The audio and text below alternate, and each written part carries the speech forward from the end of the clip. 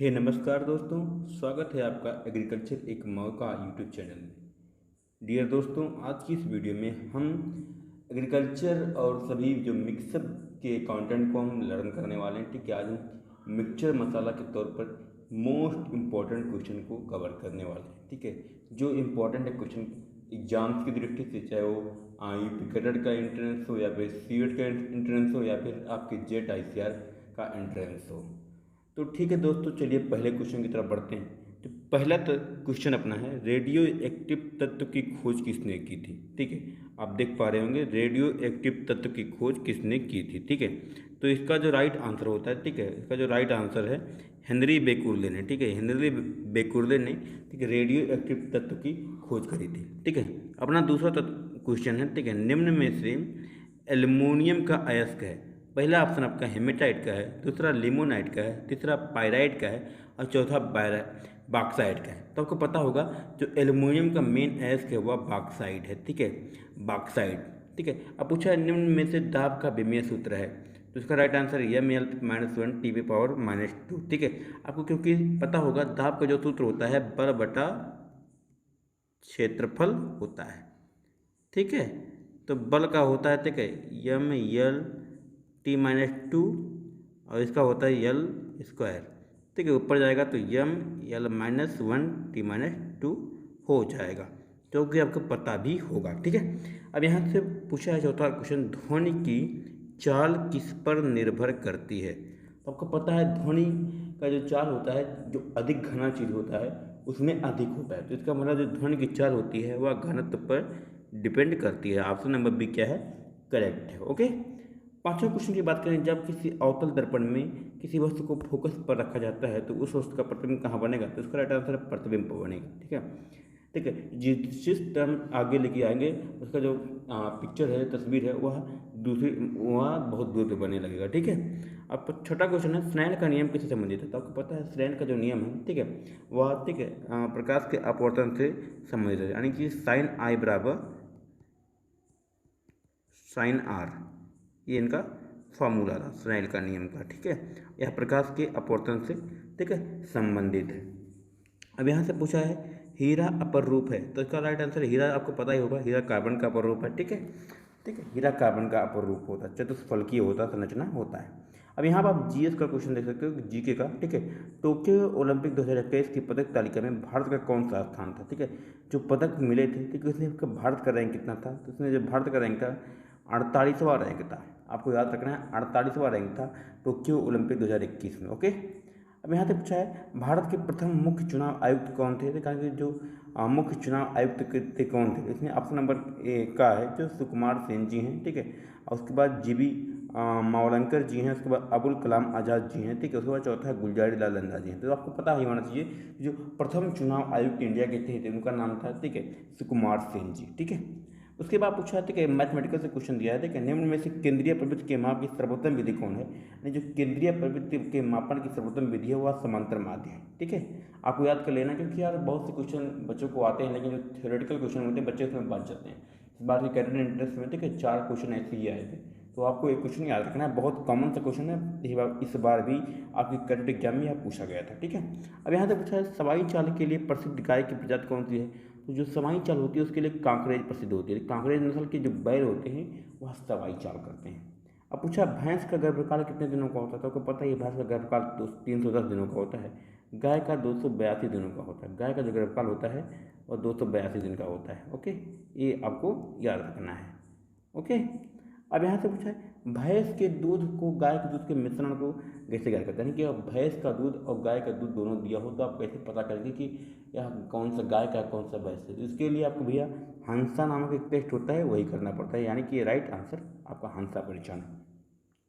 और जो ब्यूटाइलोमीटर है, ठीक है, वह वसा परीक्षण के लिए आपको में लाया जाता है। ठीक है, यहाँ तक आपको जान देना है। अब यहाँ से पूछा है आम की उत्पादन कौन से देश में सर्वाधिक होता है। नहीं सॉरी यार, यहाँ पे उत्पादन नहीं रहेगा, सॉरी, हाँ उत्पादन रहेगा। ठीक है, अगर आम के उत्पादन की देखा जाए तो भारत आगे है। और उत्पादकता आपसे पूछ रहे थे, उत्पादकता, और यानी कि अगर आपसे उत्पादकता पूछ ले तो आपसे उत्पादकता में जो ये वेनेजुएला है, राइट, ए वाला ऑप्शन वो सही हो जाएगा। अब पूछा है टमाटर का लाल रंग किस वर्ण के कारण होता है, तो उसका जो राइट आंसर होगा, ठीक है, टमाटर का लाल रंग किस कारण होता है, तो उसका लाइकोपिन होता है, राइट। आप लाइकोपिन क्लिक करेंगे, ठीक है, बहुत अच्छा क्वेश्चन है, ठीक है। अब यहाँ से कुछ आउट ऑफ सिलेबस पूछता है, यहाँ से पूछा है गेंदा का कुल किस कुल का होता है, तो गेंदा आपको पता है कंपोजिटी का होता है, आपको इसमें बिना सोचे बेचारे बच्चे मार देते हैं, कंपोजिटी ही है, ठीक है।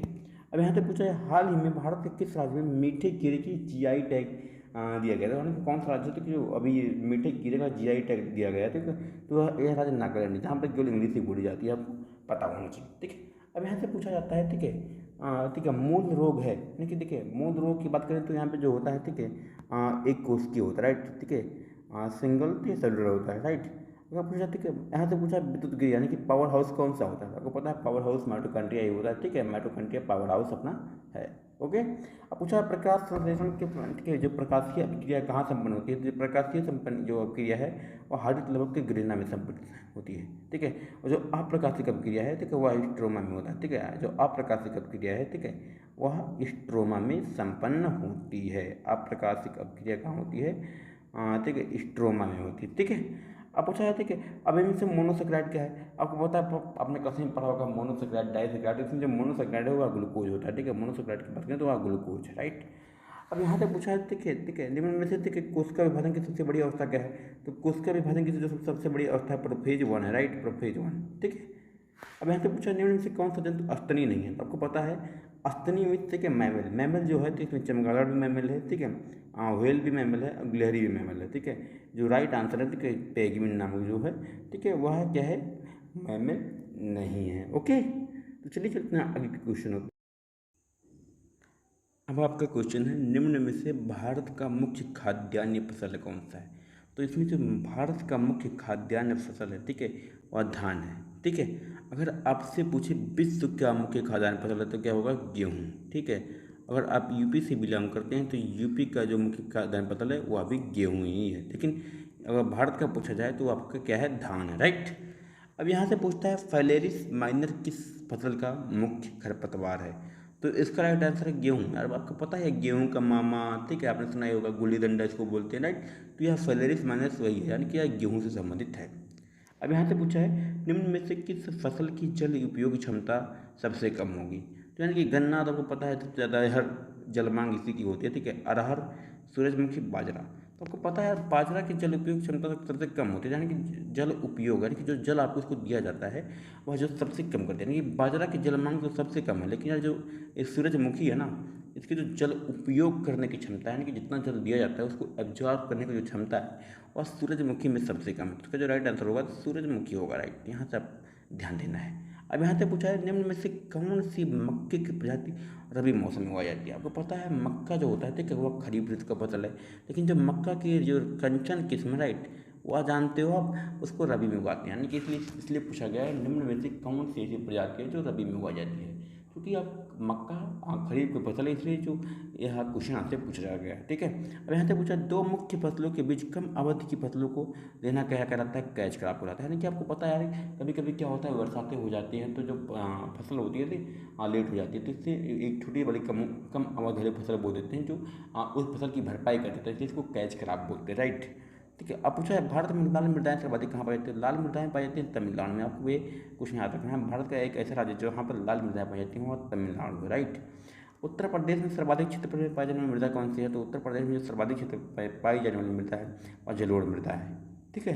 अब यहाँ तक पूछता है, ठीक है, निम्न में से किस खाद को, ठीक है, ठीक है, किसान खाद के नाम से जानते हैं, तो उसका right answer can, can means होता है कैल्शियम, ठीक है, कैल्शियम, ठीक है, अमोनियम नाइट्रेट, ठीक है, कैल्शियम अमोनियम नाइट्रेट है, ठीक है, कैल्शियम अमोनियम नाइट्रेट को अपन क्या बोलते हैं, ठीक है, किसान खाद बोलते हैं, ओके। अब यहाँ पूछा है ढलवे लोहे में कार्बन की प्रतिशत मात्रा है, तो 2.2 से 4.3% होती है, आपने कई बार पढ़ा होगा क्लासेज में, ठीक है, और सिंपल भी है यार, ये बच्चों को याद हो जाता है, ठीक है। अब यहाँ से पूछा है बेड़ी कितने गहराई से पानी उठा सकती है, ठीक है, बेड़ी कितने गहराई से पानी उठा सकती है, यह क्वेश्चन आपको बहुत बार पूछा गया है, ठीक है, 0.5 से 1.2 मीटर होता है, ठीक है, क्योंकि यह आंकड़ा वाला क्वेश्चन है, ठीक है, इसलिए बच्चे इसको याद नहीं कर पाते, लेकिन यह सिंपल भी है, ठीक है, बेड़ी 0.5 से 1.2 मीटर तक के पानी उठा सकती है, सिंपल सा क्वेश्चन है, लेकिन बच्चों आंकड़ा की वजह से बच्चे इसको याद नहीं करते हैं। अब यहाँ से पूछा है बायोलॉजी का क्वेश्चन, अमीबा में देखिए गमन किससे होता है, तो आपको पता है अमीबा में जो गमन होता है सीडोपोडिया द्वारा होता है। तो इसका जो हिंदी नाम है, ठीक है, कूटपाद है। ठीक है, एक कूटपाद बच्चों को याद रहता है, लेकिन सीडोपोडिया को बच्चों को याद नहीं रहता। लेकिन कभी कभी क्या होता है परीक्षा में सीडोपोडिया ही दे देते हैं, तो इसलिए आप हिंदी अंग्रेजी दोनों नाम याद रखिए। ठीक है, अब यहाँ से पूछा है ग्लाइकोलाइसिस का संबंध है, तो ग्लाइकोलाइसिस जो होता है, ठीक है, वह कोशिका द्रव्य में संबंधित होता है। ग्लाइकोलाइसिस कोशिका द्रव्य से संबंधित, राइट। अब यहाँ पूछे मानव शरीर की सबसे बड़ी ग्रंथि कौन है, तो मानव शरीर की जो सबसे बड़ी ग्रंथि है उसका नाम है यकृत। ठीक है, लीवर इसको बोलते हैं। ठीक है, यह सबसे बड़ी ग्रंथि है। ओके, अब केचुए में 14, 15, 16 में तक क्या पाया जाता है, तो यानी पूछा गया, तो यानी इसमें पाया जाता है परिनाडिका, जिसको अपन इंग्लिश में क्लाइटेलम बोलते हैं, राइट। क्लाइटेलम आप याद रखिएगा, क्योंकि बहुत बार होता है क्लाइटेलम हमको परीक्षा में देखने को मिल जाता है। पेपर इंग्लिश दोनों में होता है, इसलिए तो आप इंग्लिश ज़्यादा करेंगे तो बेहतर होगा। ठीक है, अब यहाँ से पूछा जिप्सम का सूत्र। अब जिप्सम का सूत्र कौन नहीं जानता भाई। जिप्सम का जो सूत्र होता है CaSO4.2 होता है। ठीक है, सिंपल सा क्वेश्चन है। ठीक है, आप इसको रख लीजिएगा, राइट। अब यहाँ से पूछा गया था कि वर्ष 2021 यहाँ से जो रसायन का नोबेल पुरस्कार मिला था किसको मिला था, तो 2021 में जो नोबेल मिला था वो 2 लोगों को मिला था, एक तो बेंजामिन लिस्ट को और एक डेविड मैकमिलन को। यहाँ पर जो लास्ट वाला ऑप्शन है का और खा दोनों, वो ऑप्शन जो है सही है बिल्कुल भी। अब भारी जल का जो घनत्व होता है वह कितना होता है, तो भारी जल का जो घनत्व होता है वो 1.10 होता है। अब बहुत से बच्चे भारी जल को जल ही समझ लेते हैं। भारी जल में मतलब होता है उसका जो फार्मूला होता है D2O होता है। ये फार्मूला भी याद रख लीजिए, कोई बहुत बार पूछा गया है। तो मैं आई होप, ठीक है, आपको वीडियो अच्छी लगी होगी। अगर अच्छी लगी तो प्लीज़ लाइक कर दीजिए। अब ऐसी ही वीडियो पाने के लिए हमारे चैनल को सब्सक्राइब कर सकते हैं, और आगे की लेटेस्ट अपडेट पाने के लिए हमारे चैनल को सब्सक्राइब करके लाल कलर के बेल आइकन को प्रेस कीजिए, ताकि आपको हमारे आने वाली वीडियो की नोटिफिकेशन मिलती रहे। धन्यवाद।